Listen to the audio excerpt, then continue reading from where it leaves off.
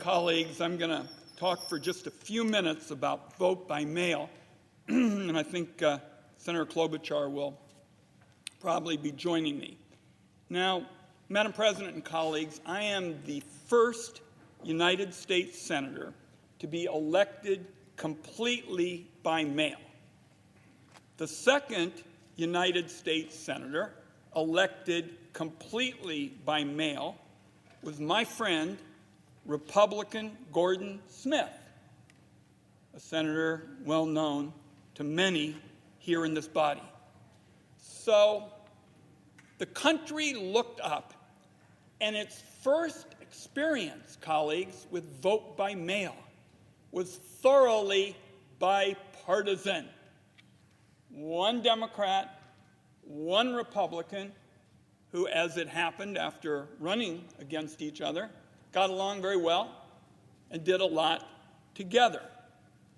So as the country began to get its arms around vote by mail, it was bipartisan, and the bipartisan efforts to build on it really took off. They took off all across the country until President Donald Trump got elected and began to spew all these lies about vote by mail. So then something that was completely bipartisan suddenly became very partisan. And what I want to do is rebuild that bipartisanship. My colleagues seem to say that's what they want. And the fact is, vote by mail is the gold standard for casting an informed vote, particularly for working people, seniors, and others who would like the time, the opportunity in their living rooms, in their kitchens, to look at the ballot, consider the various alternatives, and in that effort now to undo the damage done by Donald Trump to vote by mail, and in the name of restoring bipartisanship, which is what it's all about. And I can just tell my colleagues, our late Secretary of State, Dennis Richardson, used to say he was about the most conservative person who ever lived. He basically told Donald Trump to go fly a kite when it came to vote by mail. Dennis Richardson, our late Secretary of State, an arch-conservative, said the reality is there hadn't been the fraud, it's worked very effectively, you're off base.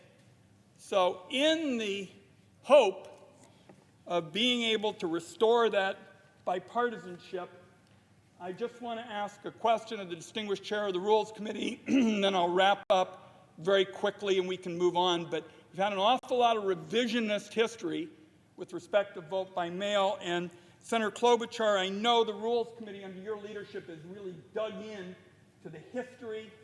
Colleagues, Utah, bright red Utah, votes by mail. So Senator Klobuchar, take us through that history, and then Well, thank you. Thank you, Senator Wyden. I want to thank you. We know that Oregon was the first to use vote by mail for a federal election, although I think that Senator Padilla, a great member of the Rules Committee from California, would tell you that, in fact, California and Washington first allowed any voter to request a mail-in ballot in the 1970s. But since then, what has happened? Utah, considered a red state by all accounts, has mail-in balloting for nearly all of their voters.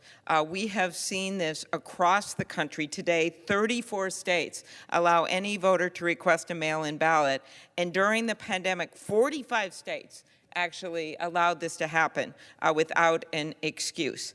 So what happened during the pandemic is that we saw 11 states that didn't typically allow all voters to request a mail-in ballot do so. Now, sadly, 10 of them have already started rolling this back. for the next election. We know that this is a really safe and good way to vote, whether there is a pandemic or there isn't a pandemic. And the key is voters got used to it, they liked it, and attempts to roll this back and to make it harder to vote are the wrong way to go for our country. And instead, we should be assuring that everyone, regardless of their zip code, regardless of their state, should be able to vote by mail. Thank you for the question. Madam President, let me just close very quickly. The fact is, we can bring about the bipartisanship that many of my Republican colleagues have been talking about over the last 4.5 hours. It is doable. It is possible to do it in a way that builds on a practical gold standard for informed voting used in Oregon, used in bright red Utah, and it's what we had until 2020 when Donald Trump tried to preempt the progress we were making, because in every rally he would talk about all this fraud, for example. Fraud, Madam President, the last analysis of fraud in Oregon is 0.00001% of all votes cast. So we can get back to what the Republicans have been talking about over the last 4.5 hours, but the way you're going to have to do it is they're going to have to go to Donald Trump and tell him, look, we just don't agree with you on this. And that's the kind of leadership that we need. We saw it in Oregon. We saw it in Utah. We've seen it now from sea to shining sea. That's what it's going to take. I want my Republican colleagues to know we will meet them more than halfway. But they're going to have to start taking on Donald Trump's lies on these issues if we're going to have that bipartisanship that my colleagues have been talking about this morning. Thank you, Madam President. The senator from Rhode Island.